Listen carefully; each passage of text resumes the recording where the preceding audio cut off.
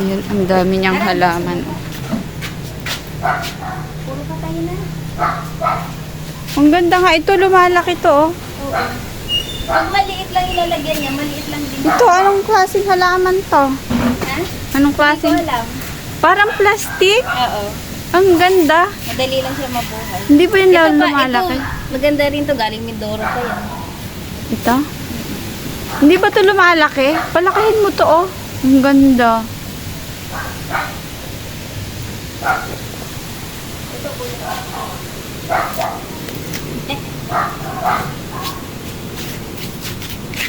Namatay na yung iba. Ito pa oh. Ay, lumaki yan. Ganyan kalaki. Oh, bakit? Ay, Maliit na. nung naghangin, napunggal, naputol. Sayang. Oh, nandun, nasa may puno ng hanggan yung Ang dami niyang halaman. Andito ako sa pinsan ko.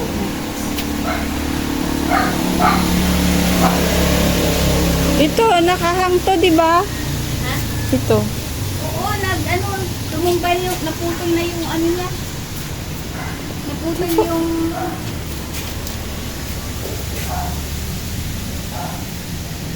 Saka nanguha nito. ha? Saka nanguha. Hindi ko na alam, makalina ko na. Ang ganda. Naalala ko may ganyan. Kapalit yan. Nung maliit pa kami. Ay, buhay pa yung aking ano ah. Oo, Hindi mo tinatanggalan pinaandar, ko ng tubig. sayang. Gumagana pa yan? Hindi ko alam. Tinatanggalan ko ng tubig yan kasi napupul mo ng tubig pag umuulan. Diyan lang siya. Bantay siya dyan. Ito po yung ibang ano, help. Dumusot dun sa Ay, ganyan lang ang tinatanim? Ang damo? Hindi, yung may kasama siyang ano. Ano kasama? Lumusot dun sa styro.